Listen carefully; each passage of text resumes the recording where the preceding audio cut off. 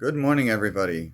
Today we are going to discuss marriage and marriage equality, not the way that certain people would like it discussed. I'm referring between a husband and wife, of course. Um, but I'm felt compelled to make this video because I was on the wonderful toxic platform of Facebook again and stumbled on a supposedly Christian group in which a man was arguing that husbands and wives are not equal, that there is no level of equality between them. Um,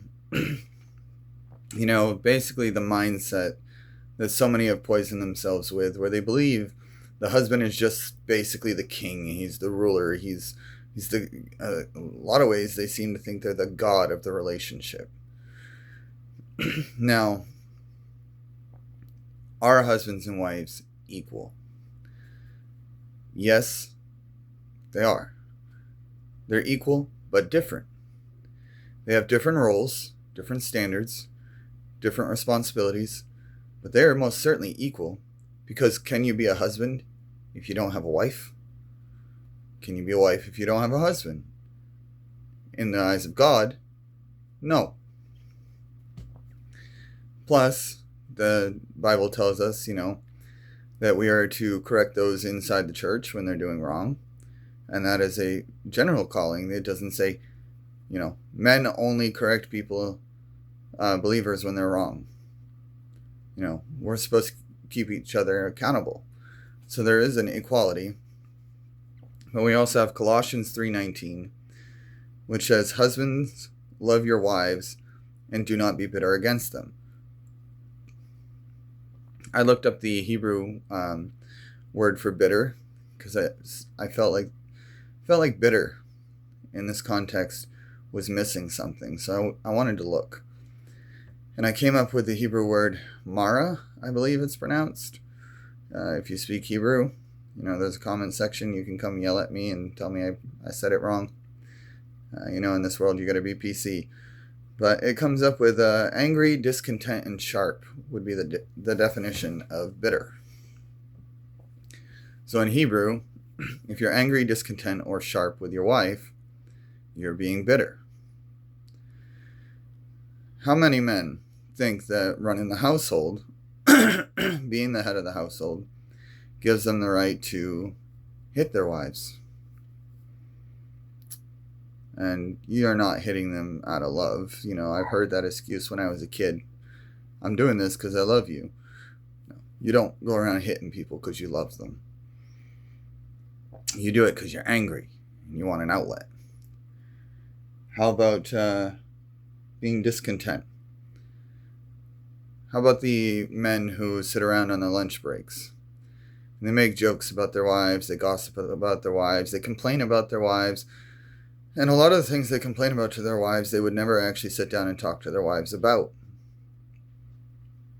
That's not only being discontent, that's defiling yourself by what's coming out of your mouth, by gossiping, spreading rumors. And honestly, it's hurting your marriage, because when you continuously discuss your wife in such a manner, that does take over your mindset, and you go home and it shows. Your discontent with your wife will be visible. How about sharp? Now, I think it's one thing if your wife is doing something absolutely not godly and you get sharp, or you get a little angry. I mean, Jesus showed anger when the church was being manipulated and misused and was leading people down a wrong path. And that's about the only time we actually see anger in him. But at the same time, the Bible tells us to love our wives as Christ loves the church. And so therefore I can see if the quote-unquote church is off track, there's a right for a little anger, discontentment, or, bitterness in the end. But at the same time, don't you think that your wife has that same right? This is where we come into the equal. If your wife is supposed to be someone who lifts you up, someone who's there to help you and guide you in the right direction, she's supposed to be godly. She can't be godly if she's watching you do something you definitely shouldn't be doing that might send you to hell, and she sits there silently being submissive because you're the head of the household and she's too afraid to speak. Is your wife respecting you, or is she afraid of you? If she's afraid of you, you're not loving her as Christ loved the church. I don't love Christ because I'm scared. Do I want to go to hell? No. If I do, I certainly deserve it. I don't believe I will. And I'm not afraid of Christ. The Bible tells us to, fear the Lord, but we're supposed to fear the Lord, I believe, because of the fact that the repercussions of not loving God are really bad, as we all know.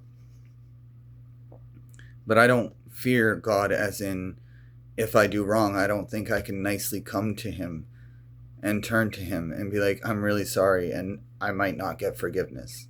I'm getting forgiven. But so many men are holding hostility against their wives, and they're declaring that they have the right to do so because they're the head of the household. Which would you rather follow? Who would you rather work for?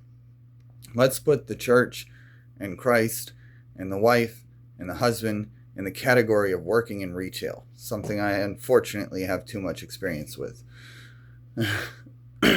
Which manager would you rather work for?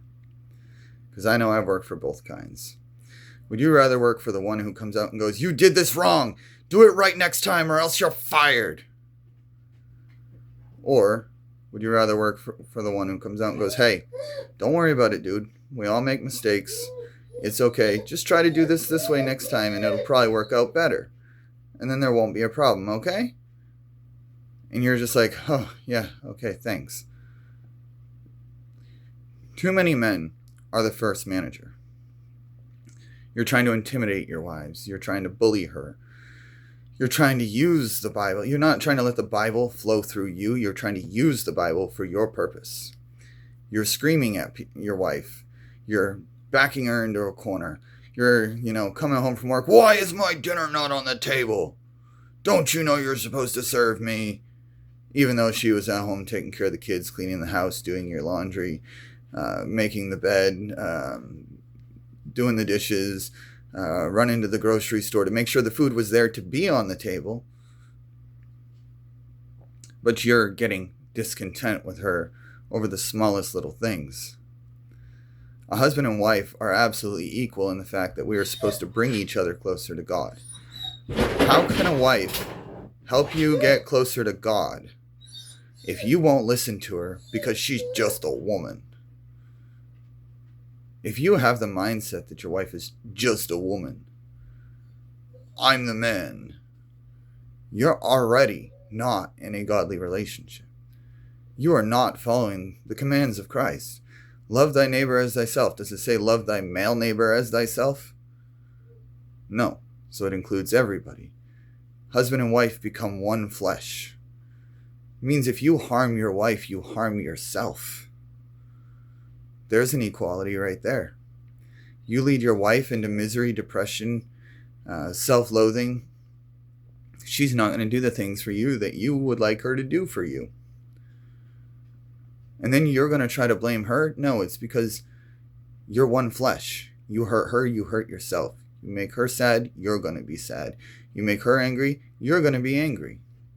You make her miserable, you're going to be miserable.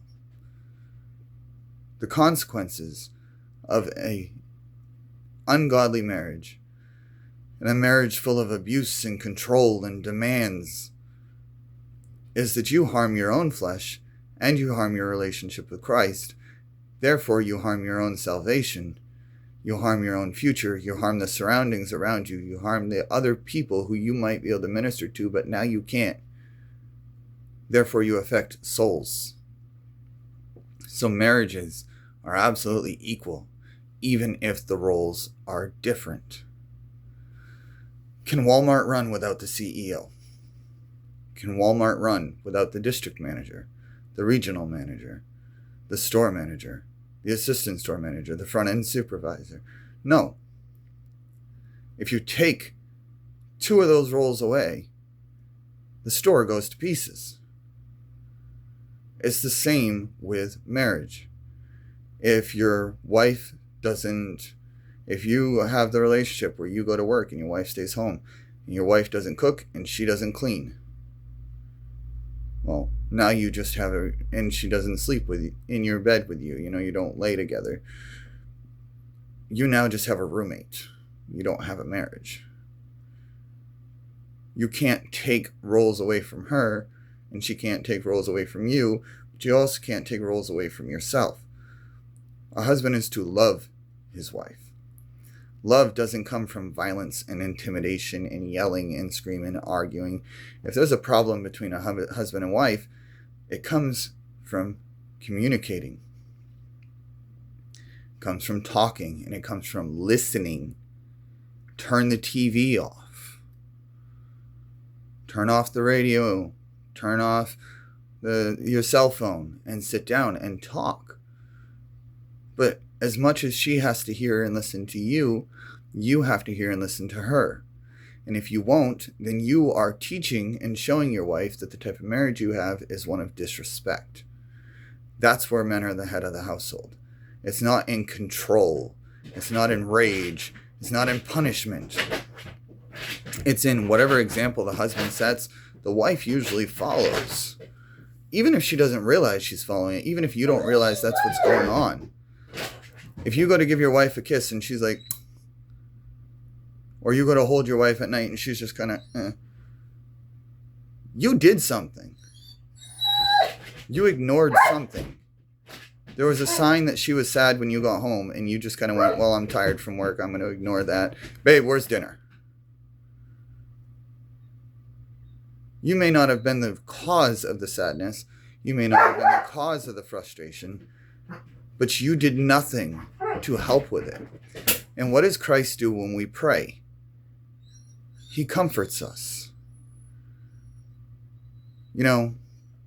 This mindset that men are just in control, they're in power, they don't have to show any weakness, and if they show any kind of compassion, empathy, care, concern, willingness to seek help, that somehow they're less of a man, is actually what's destroying society, because they're negating their responsibilities as a husband, and they're showing society that the importance of being people who lean on people doesn't matter. If people don't rely on God and don't rely on those they love and they care about, and they're not there for them, why should people follow any kind of roles? Men aren't just supposed to be hard stones. Talk to your wife, let your wife comfort you. Wives, let your husbands talk to you and let them try to fix the problem, even if you think it can't be fixed, because that's what we do.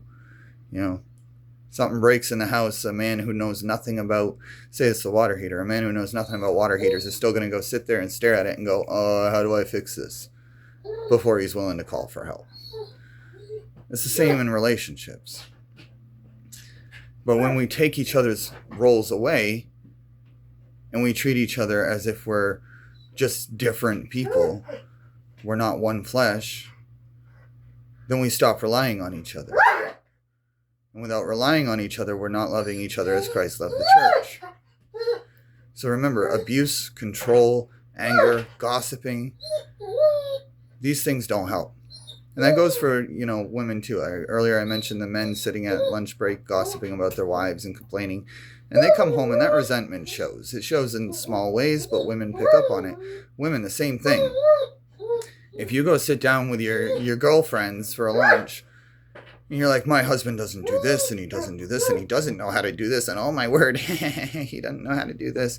You come home and you show that to your husband.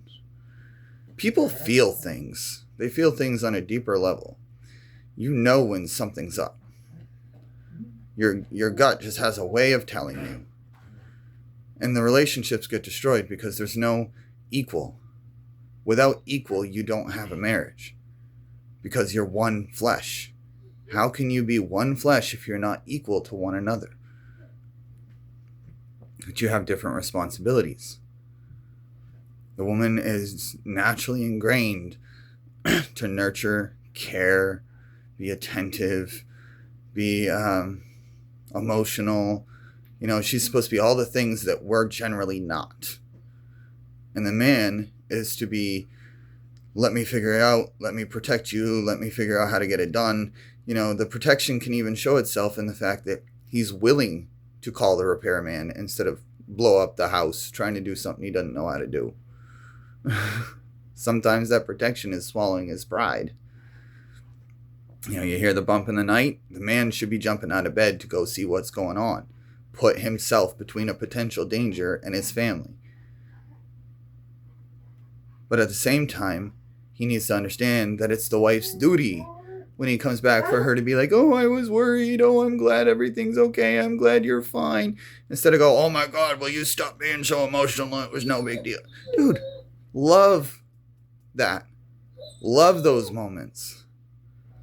Or when you're gone to the store for an hour and you come home and your wife is just, oh, I miss you, I miss you, I miss you. Forget the road rage. Forget the aggravation at the store. Indulge in her taking her role as a wife, a loving wife, seriously. Every time you push off that what seems ridiculous to you, you're treating her as if she doesn't matter as much as you. So equal but different. Just remember that. You have different roles, different ways to behave, different ways to act, but they're supposed to complement each other in a way that makes you whole. That's why you're one flesh. Because the two different methods, the two different actions, the two different ways of thinking and behaving, they fulfill something. In every man, there are things that are missing. In every woman, there are things that are missing. A woman is naturally more inclined to fear and anxiety and stress in unknown situations. Men are more likely to want to charge at them. Without a wife to go, don't do that right now. Us men would, let's be honest. By the time we're 16, most of us would try to fist fight a semi-truck. Just to prove we're tough. You got that girl who's like, don't do that, that's stupid, the truck will kill you. And you're like, oh, I just want to do it. Or, I'm going to dive off this cliff, and she's the one who will look over the edge first and be like, oh, there's a lot of rocks, don't do that. We'd just jump. We'd see the rocks on the way down because we're reckless and we're constantly trying to validate our strength. And women, they'll have a heartbreak, and a lot of times they'll sit there and they'll forget to eat. Well, you need your food, so the man has to be like, babe, come eat. So we hold each other up and we lift each other up with our differences. But those differences don't make us not equal. And you certainly don't have a right to browbeat, degrade, put down, insult, or abuse your wife. That's not what head of household means. If she cooked the meal the wrong way, you don't get to throw the plate against the wall. You have a right, if you choose to be like, hey, it's food. Thanks for the food. It's not quite the way I like it. Could you try to do it this way differently next time? But too many of you think that head of household means you get to go, you cooked it wrong. Cook it right next time. No. That's not how Jesus treats you when you bring him something that is certainly not of the quality of heaven. You bring him a prayer that, say you're into sports. I'm not. You bring Jesus a prayer of, oh, help my football team win. I just love to see my team win, Lord. God doesn't go, shut up about your football team. He may not answer the prayer, but he'll help you if you let him enjoy the game. You're supposed to try to enjoy each other. If your marriage is full of distance, aggravation, arguing, disappointment, you don't get to blame just your wife. And wives, you don't get to blame just your husband. You're supposed to complete each other That's the one flesh. It's not that you literally become one flesh. It's that you're two different kinds of people. And when you come together, you should have a complementary nature that completes the other one. You keep each other happier, more alive. But to do that, sometimes you have to do the things you don't want to do. Do you think Jesus wanted to go through what he went through on the cross? No. I guarantee he didn't want to, but he knew he needed to, and therefore, through that need, he wanted to. It was a by default want. There's a lot of by default wants in a relationship. Sometimes Nikki will want to talk about something that I don't think needs to be talked about. I don't even think it's a big deal. But she needs it, and therefore I become happy wanting to hear and help her with this problem that for anybody else in the world, I'd be like, that's not even a big deal. I got bigger issues. But if she's having issues, I have issues. Because I need her to be happy, comforted, safe. And I give her that by being like, yeah, cool, let's talk about this thing. And she does the same for me. And we try to always remember, after talking about it, be like, but remember, give it up to God. Marriages are to be loving, nurturing, and a completion of a missing piece so that you become one flesh. If you're the type of person, also specifically with men, who beat yourself up for everything, you need to work on that, because I guarantee you, when you the type who beats yourself up for every little mistake, I bet if you look, you realize you beat up everyone else for their mistakes. We're allowed to make mistakes, and if you can't forgive yourself, you can't forgive anyone else. Because you have to understand God forgave you, and unless you're better than God, that forgiveness has you forgiven. If you're still holding a grudge against yourself for a mistake that God forgave you for, then you're putting yourself above God. And you will take that out on your partner, on your children, on your mother, on your father, on your friends, on your family. So remembering to forgive yourself for mistakes and trying to work with your partner to get better is imperative to learning to live a godly life. And your wife is actually really, really good at helping you figure out how to forgive yourself for silly little mistakes, because she's a nurturer. So, yeah, the Bible talks about women being silent, but sometimes the man just has to shut up. And he has to let her fulfill her equal but different responsibility in the marriage. God bless.